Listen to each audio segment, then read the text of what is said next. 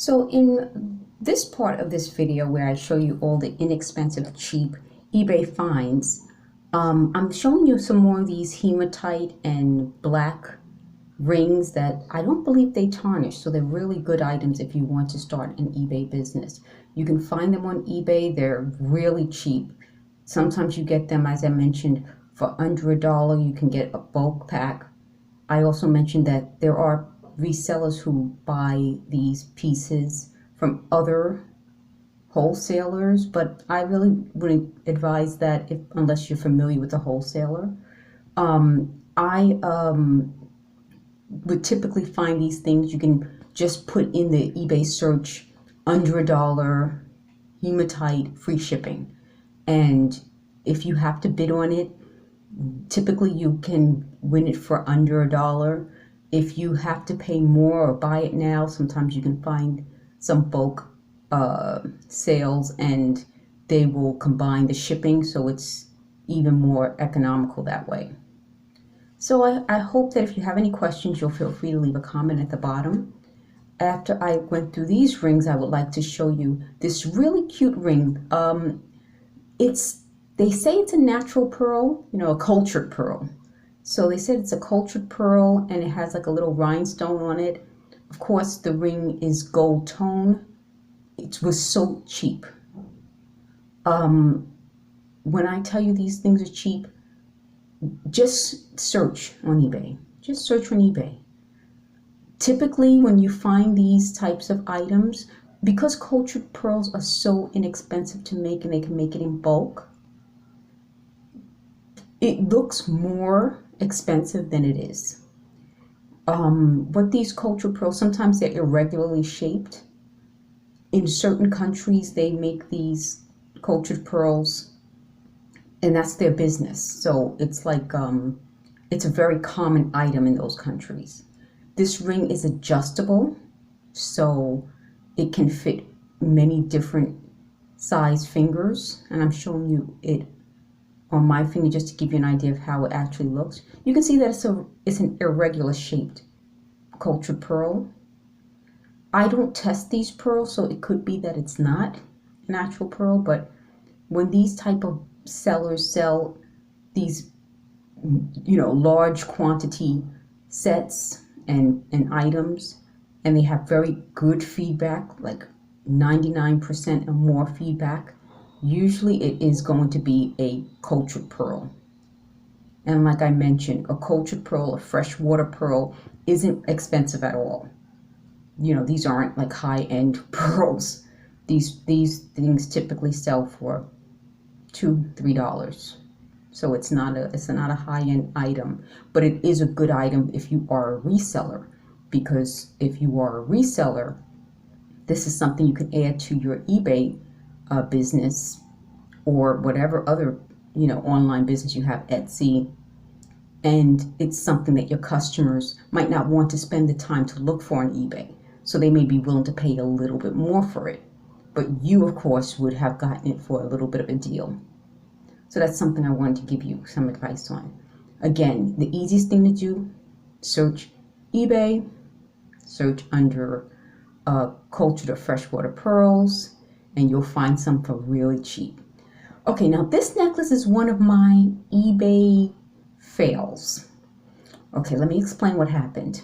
When I first got this necklace from a from an eBay seller, it was so pretty. So I ordered a larger quantity, and I thought it would be something I could resell. Maybe I spent per necklace like $1.50. That was it. So it could have been like $1.50. And as you can see, you see those little marks? Let me zoom in a little. You see that? Yeah, you can't exactly sell that piece to your customer when it should look like this. You get the difference? Like, if you sell that to somebody and that person gets it, they're not going to be happy. So when I saw the shipment, I was really upset. But instead of complaining because I purchased multiples, I decided to use it for crafting. And, this is sometimes how you have to do things.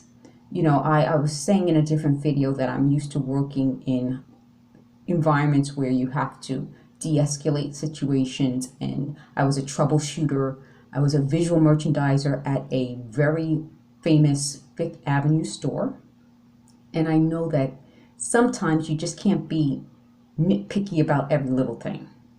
So because some of those necklaces came with that mark, it could have been that the chain rested on that enamel and left that mark, which is something that maybe the seller didn't think of in shipping. So I realized that since I craft and I do a lot of DIYs, I could really make something from this. That's what I made. So since I crochet also, I decided to crochet this bib necklace and use the pearls, and some of the pearls were damaged also. Use the pearls and use the good flowers and the chain for this bib necklace.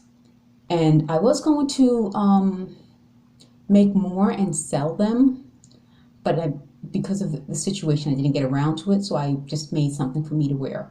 And I think that really worked out. It's one of those things where the cost of the item was only $1.50. It didn't make sense to make a big deal out of it.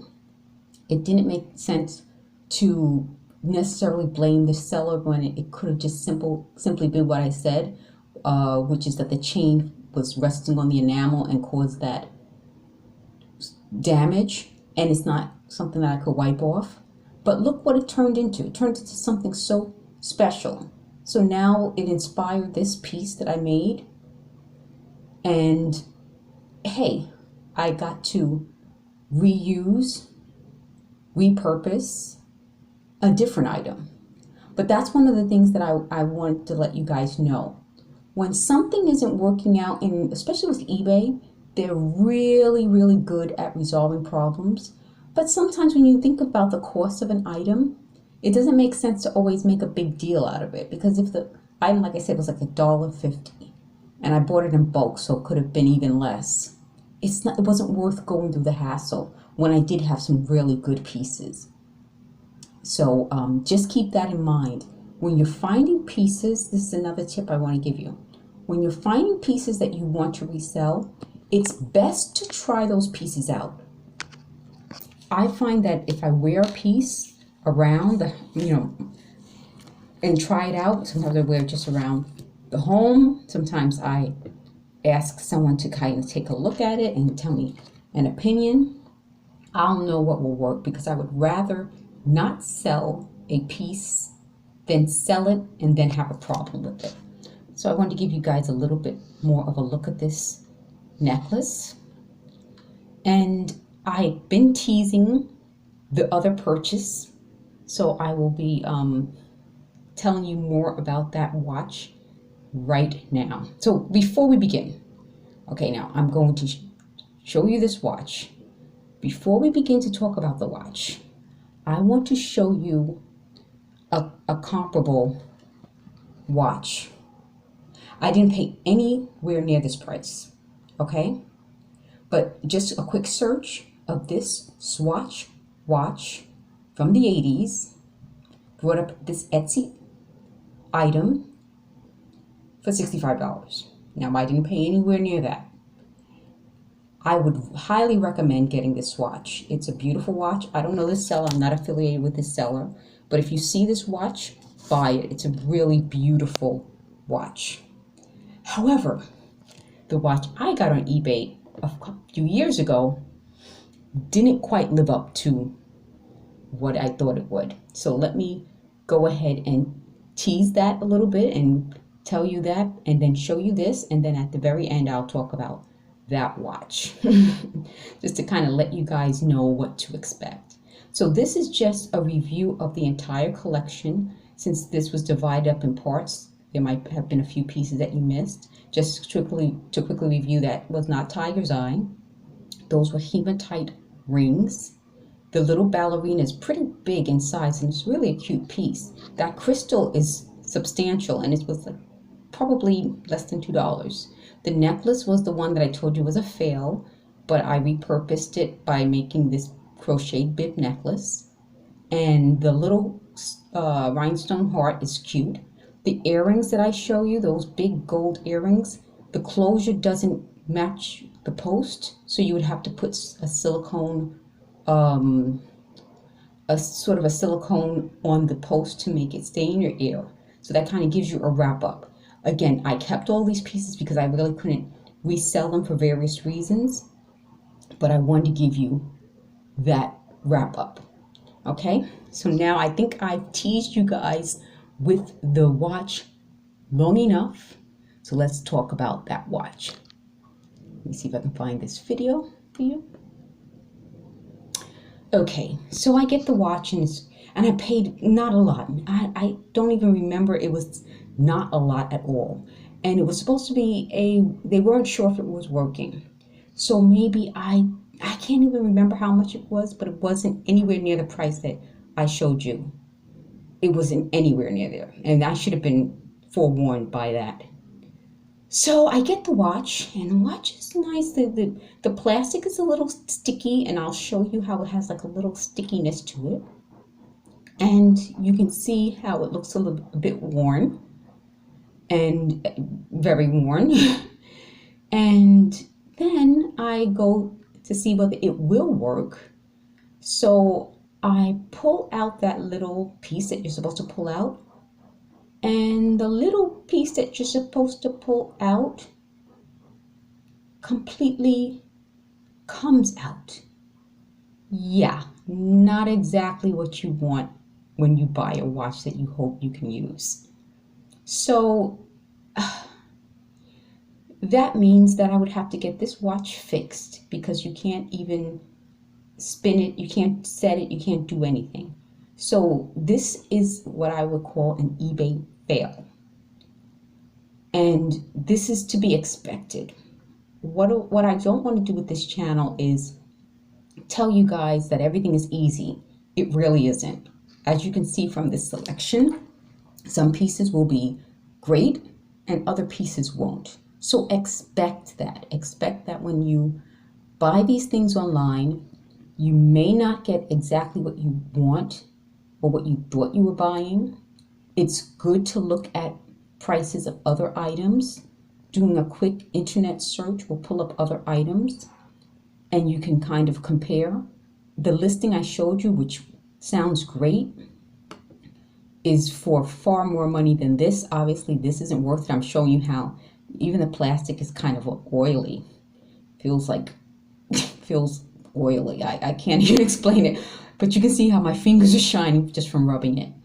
So that wouldn't be a piece that I could sell, because no one wants.